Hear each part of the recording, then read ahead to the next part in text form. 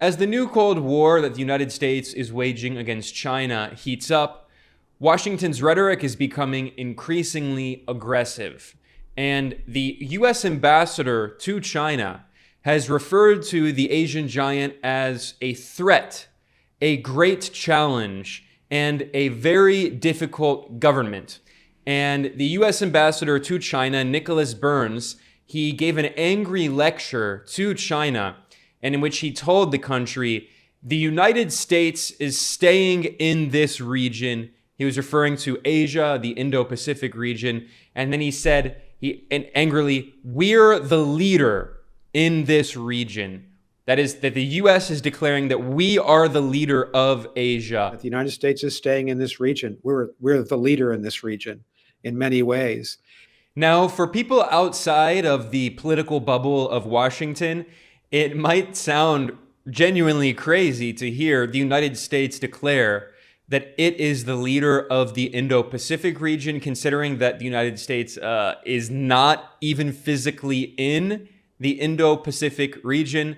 What are the countries in the Indo-Pacific region? China, India, Pakistan, Bangladesh, Philippines, Australia, Malaysia, Indonesia, Thailand, Vietnam, not the United States. Now, Australia is basically, a U.S. colony, so maybe they forgot that Australia is an independent country on paper. But it's quite surreal to hear the U.S. government refer to Asia as its region that it dominates.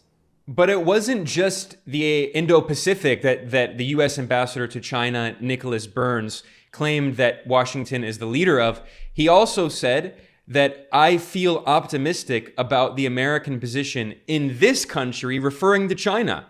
He's once again reaffirming that the United States sees itself as the leader of the entire world, including independent sovereign countries like China.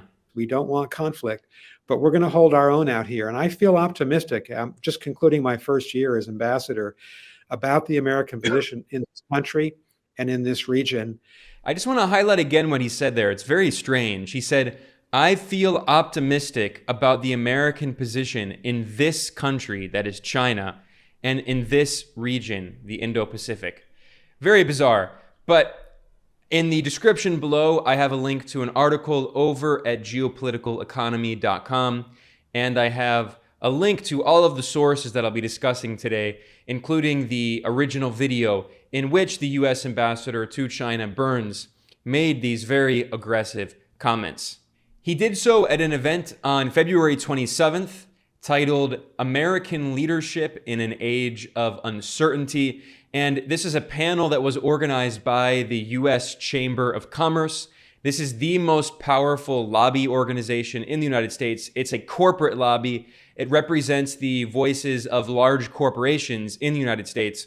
And this event shows how the Chamber of Commerce and the U.S. State Department have a completely incestuous relationship.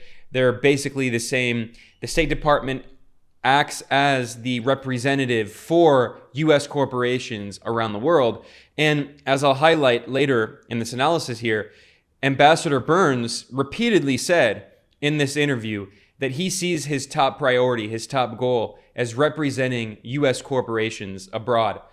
Before I get to that, I should point out that this event also featured the U.S. ambassador to Israel, Thomas Nides, and it featured Victoria Nuland. Every time I say her name, there should be like a,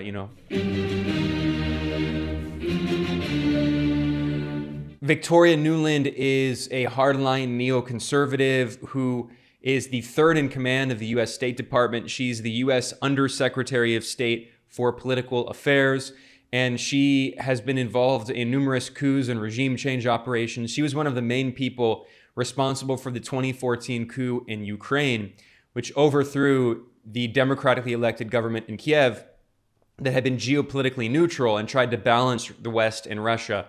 And after the February 2014 coup and this leaked phone call in which Victoria Nuland is speaking with the U.S. ambassador to Ukraine, deciding who the leaders of the new Ukrainian government will be, she says specifically Yats is the guy, referring to Arseniy Yatsenyuk, who is this right-wing politician.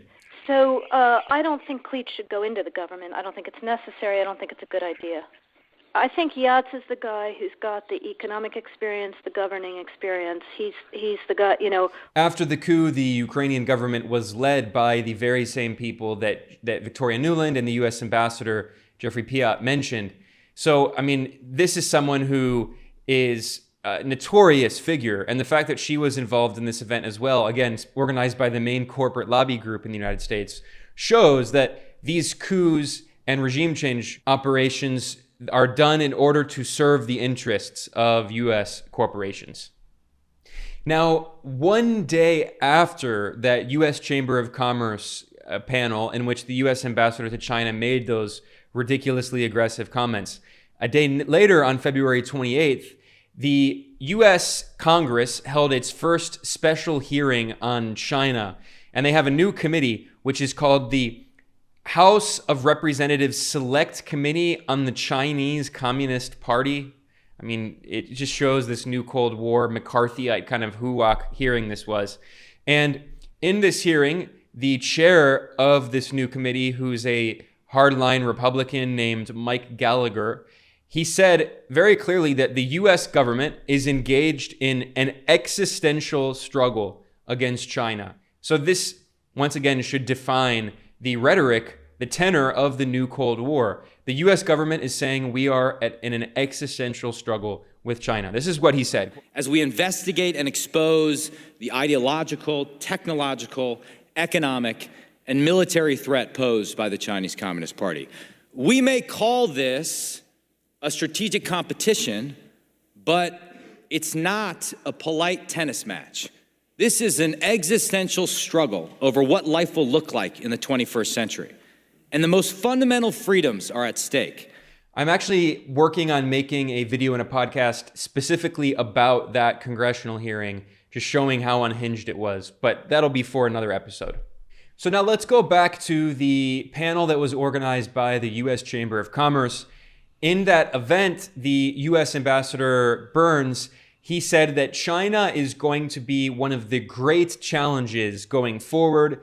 He said it's a very difficult moment in the U.S.-China relationship. He referred to it as a difficult relationship, and he referred to the Chinese government as a very difficult government. He kept using the word difficult, which once again shows the increasingly aggressive rhetoric that Washington is taking. And this is obviously a very difficult moment in the U.S.-China relationship. Very difficult government here in the People's Republic of China as we try to deal with this difficult relationship. The present relationship between us and China, which has been so difficult across the board. Then the U.S. Ambassador Burns, he praised the bipartisan support in Congress for the new Cold War on China. Of course, I should say that he claimed that the U.S. is not interested in a new Cold War. He said only that the U.S. wants to have aggressive competition with China. But we all know that the U.S. is actually waging a new Cold War and yet referring to it as competition. And in his remarks, Burns said that the U.S. is competing with China in four main areas: the military, the economy, technology, and human rights. I think that one of the great advantages we have right now in dealing with a very difficult government here in the People's Republic of China in a competitive relationship is that we have large-scale bipartisan agreement that we ought to be competing with China for a military power in the Indo-Pacific, competing in the economic and trade sphere for a much more level playing field for American business, because it's not level right now. We're certainly competing on technology. And of course, we defend our values. We defend human rights. We take great issue with what the Chinese have done in Xinjiang and Tibet and Hong Kong, the lack of religious freedom here. And I think there's large-scale agreement, frankly, in our country, and also between Republicans and Democrats in Congress, that we've got to be competing in those four areas. Note there how the U.S. ambassador praised both the Republican and Democratic parties for joining in this bipartisan new Cold War. This is a point that he repeated multiple times in the interview, talking about the bipartisan support to compete with the Chinese. I knew that we had bipartisan support in the Congress between Republicans and Democrats for a really robust American policy to defend our interests out here in the Indo-Pacific to compete with the Chinese. Now, Burns made a lot of ridiculous comments in this interview, but one of the most absurd is when he talked about the so-called balloon incident. And by that, he means that in early February, a Chinese balloon went over U.S. territory and the U.S. military shot it down. Now, as I explained in a separate video and podcast, which I will link to in the description below, U.S. government experts have admitted that it was likely that Chinese balloon only accidentally entered U.S. territory, at least the airspace, and it was blown off course by unexpected weather. So, of course, the U.S. Ambassador Burns did not mention that conveniently. But what he also didn't mention is that a few days after blowing up this Chinese balloon, the U.S. Air Force shot down 3 more balloons, and among them was a $12 hobbyist balloon that a bunch of kids in Illinois from a balloon club had up in the sky. And the U.S. military spent $2 million using fighter jets and 2 missiles, each of which cost over $400,000. $2 million spent by the military to shut down a $12 hobbyist balloon. And yet, of course, the U.S. Ambassador Burns did not mention any of that. Instead, he referred to the balloon incident as a threat. Right, but that became impossible after the balloon incident, which was an outright violation of the sovereignty and territorial integrity of the United States. President Biden was absolutely correct in ordering the shoot down of that balloon.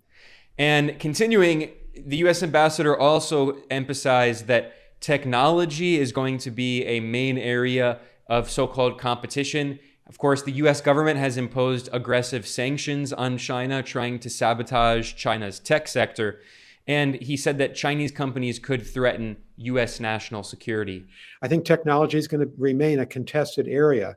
And of course, there are real limits in law about Chinese companies to invest in companies in the United States in technology areas that we deem to be important for our national security. In his interview, Burns also gloated. He said that China sees the U.S. as a declining power and the West in general as a declining power. But he says that no, the U.S. is stronger than ever. That the Chinese believe, the Chinese leadership, that the East is rising and that the West, particularly the United States, was declining.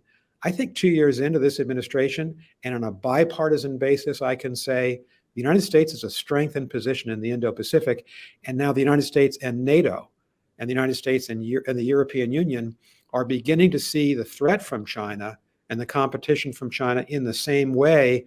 And while Burns was referring to China as a so-called threat and a very difficult government, he was reasserting U.S. military support for separatists in Taiwan.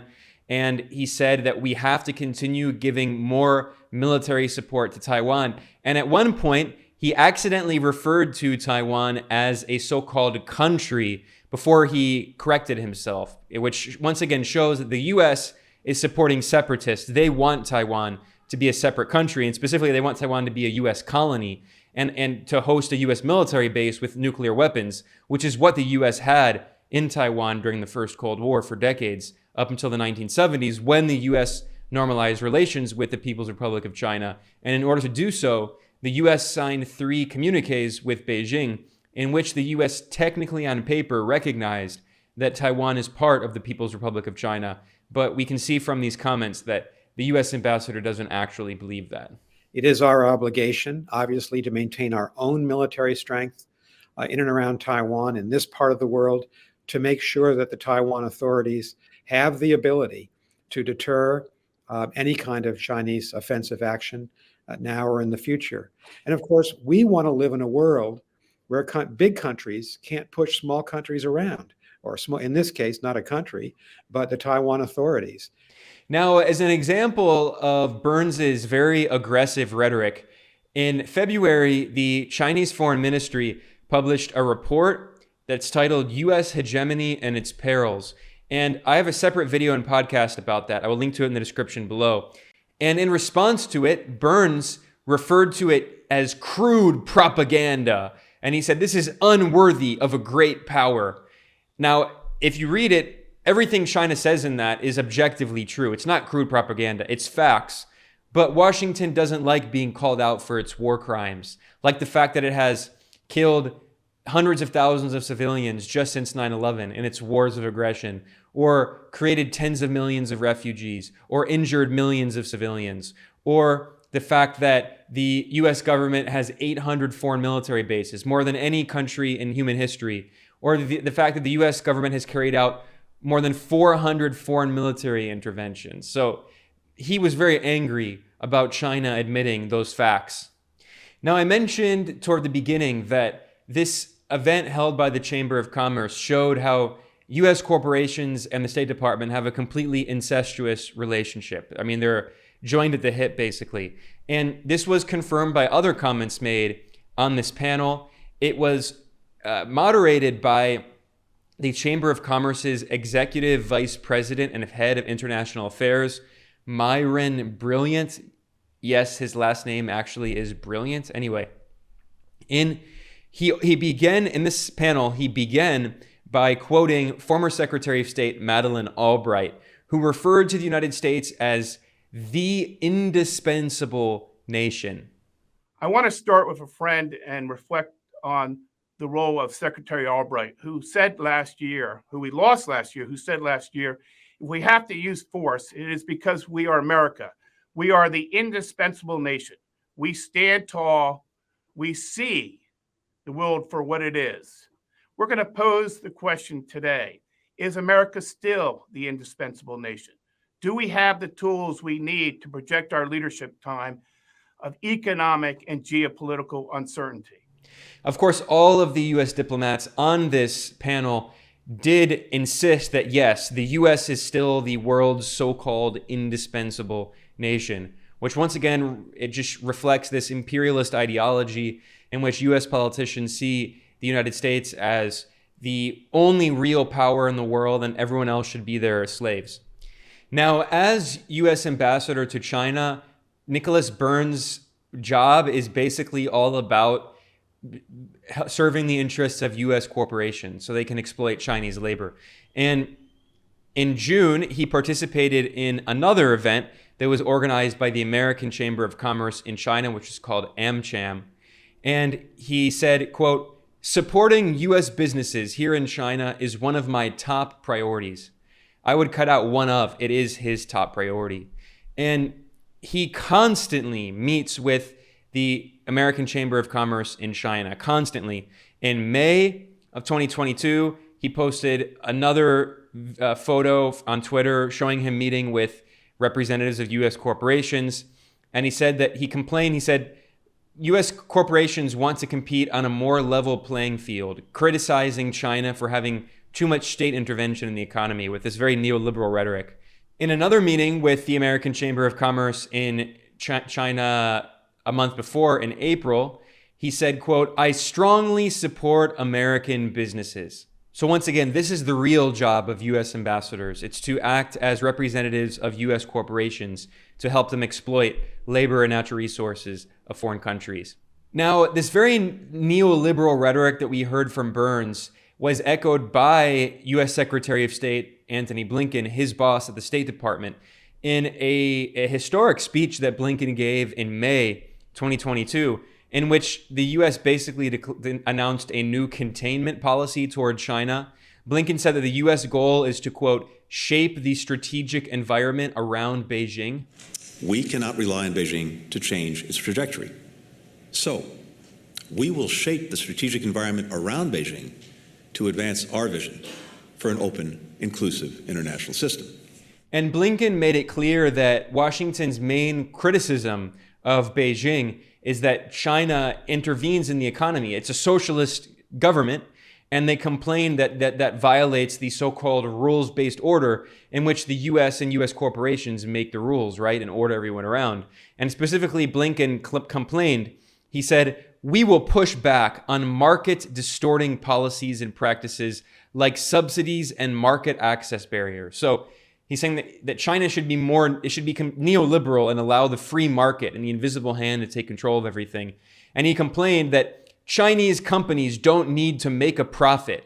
they just get another injection of state-owned bank credit.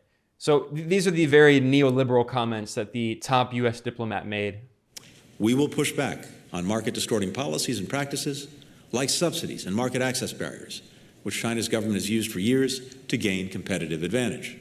Unlike U.S. companies and other market-oriented firms, Chinese companies don't need to make a profit. They just get another injection of state-owned bank credit when funds are running low. Now, going back to the U.S. Chamber of Commerce event that was held on February 27th, the vice president of the U.S. Chamber of Commerce, the strangely named Myron Brilliant, he also used the same neoliberal rhetoric, and he complained about China's emphasis on state-owned enterprises and the regulatory behavior of the government.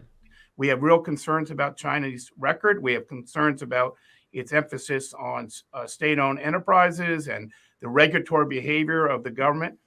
So again, I repeat, I want to emphasize the biggest problem that the U.S. has with China is its socialist model and its refusal to allow U.S. corporations to take over its country, which is, of course, what the U.S. government's goal is, to serve the interests of large corporations, which control the government, which buy the politicians through legal bribery known as lobbying.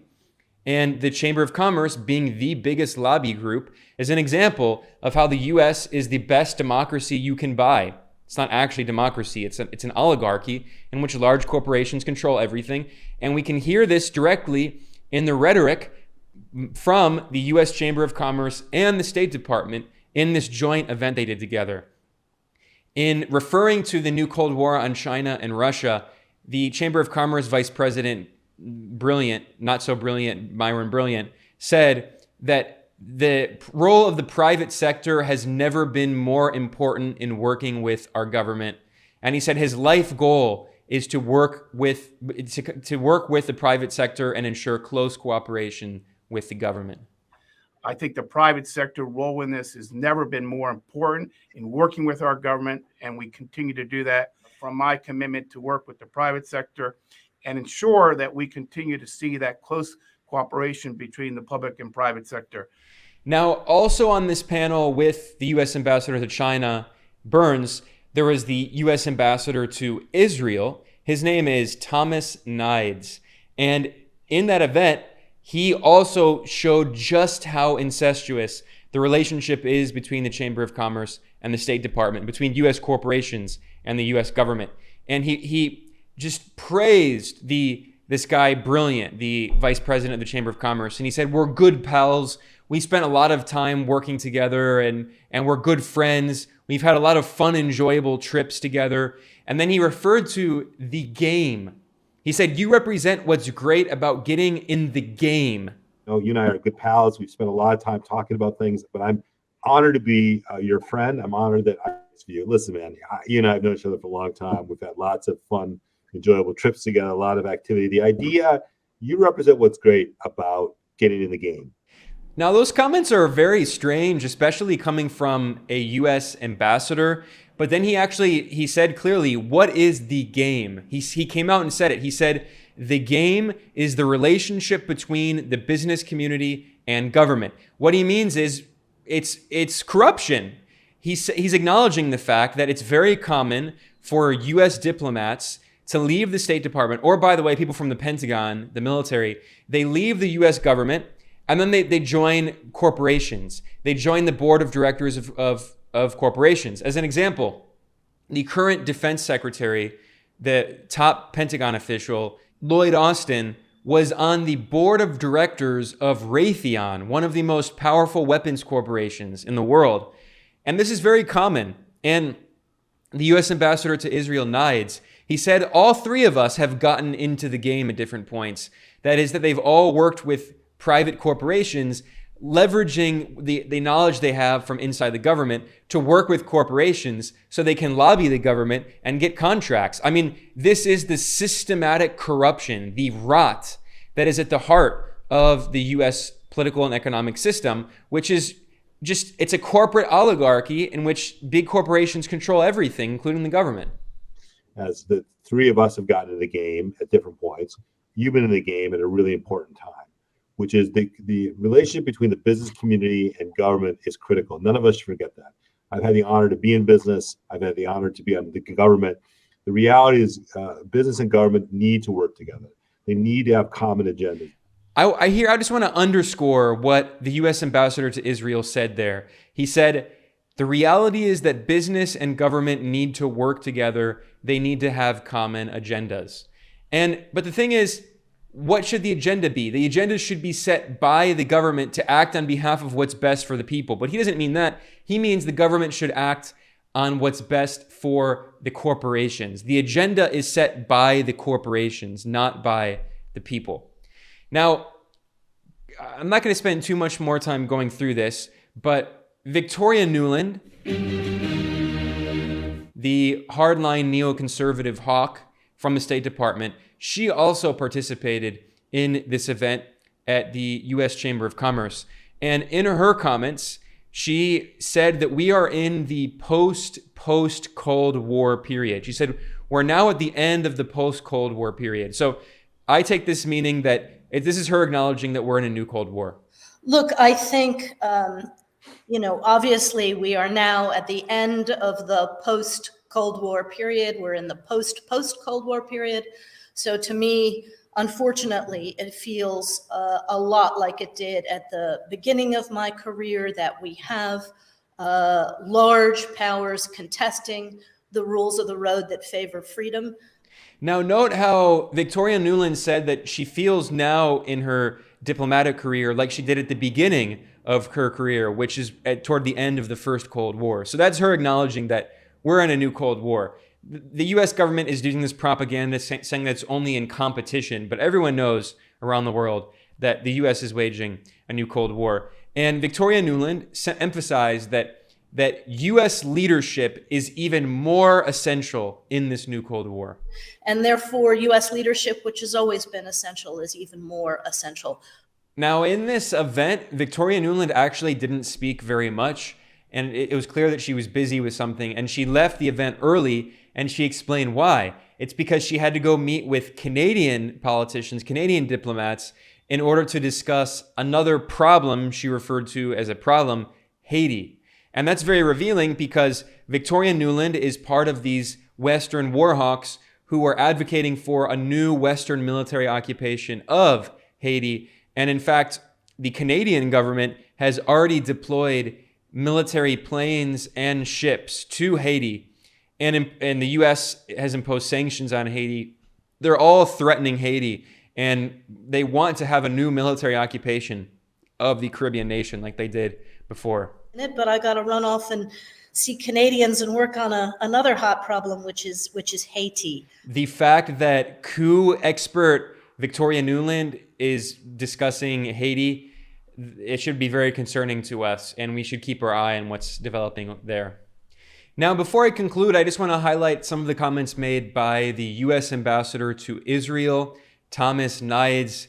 He insisted that there is a so-called axis, like George Bush said, the axis of evil. He said that there is a dangerous so-called axis between Iran, Russia, and China, and he fear-mongered about that. It's dangerous and it's complicated. And I think the reality of this is that it should be a wake-up call to everyone in the region when Iran is producing and sending drone technology to the Russians that have now been used against the Ukrainian people.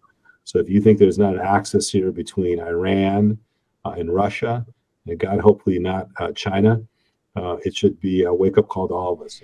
Now, of course, most of Nides' comments were demonizing Iran, but the host from the Chamber of Commerce asked about the situation in Israel. He obliquely referenced the fact, he didn't mention it directly, but Israel right now has a completely fascist government. It is the most far-right extremist government it has ever had. I mean, it's always had racist far-right governments, but right now it has literal fascists in the government who support ethnic cleansing, and I mean, it's blatantly as far-right as it gets.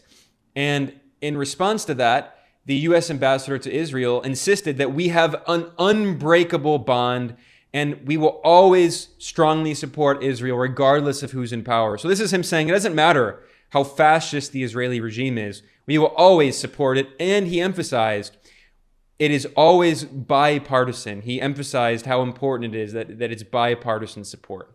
We have an unbreakable bond with the state of Israel, regardless of who the prime minister is, regardless of the situation on the ground, and that is not going to change. Naid said that the U.S. and Israel are working day and night to make sure Iran does not obtain a nuclear weapon, fear-mongering about Tehran. And finally, he was asked about the protests in Iran, which the U.S. government has been very clearly supporting to try to have a so-called color revolution or regime change operation to overthrow Iran's independent nationalist government. And he made a very revealing Freudian slip here. He said, "We don't support regime change, I guess publicly anyway." So the U.S. ambassador to Israel saying, yeah, on paper, we all have to claim that we don't support regime change in Iran publicly, but we all know, everyone knows, that the U.S. is supporting regime change. 30 seconds on what we can do to support the reform movement there. Is there anything that we're not doing that we might step up to encourage some of the reform efforts underway that, need outside external pressure? Yeah, I mean, listen, we don't, obviously we don't support regime change, I guess, not publicly anyway. So those are the main points to take away from this event that was held by the U.S. Chamber of Commerce, featuring top officials from the U.S. State Department. It shows the incestuous relationship between the corporate world and the U.S. government and how the U.S. government exists to serve corporate interests. And it also highlighted the very aggressive policies that the U.S. government is taking toward China in this new Cold War. And also the arrogance, the blatant arrogance of U.S. politicians who dare to lecture China on their region. China is in Asia. China is in the Indo-Pacific. China is the most populous country on earth with 1.4 billion people. The United States, with 300 million people, thinks that it can lecture China and can tell China, we are the leader of Asia. We are the leader of the Indo-Pacific. We are the leader of the entire world. That's the U.S. imperialist ideology. With that said, I'm going to conclude here. I am Ben Norton. This is Geopolitical Economy Report. If you like the work that we do here, please consider supporting us. You can go to geopoliticaleconomy.com/support, or you can become a patron over at patreon.com/geopoliticaleconomy. Any support that you can provide goes a long way. We're completely independent. And I want to thank everyone for watching or listening. I'll be back soon. See you next time.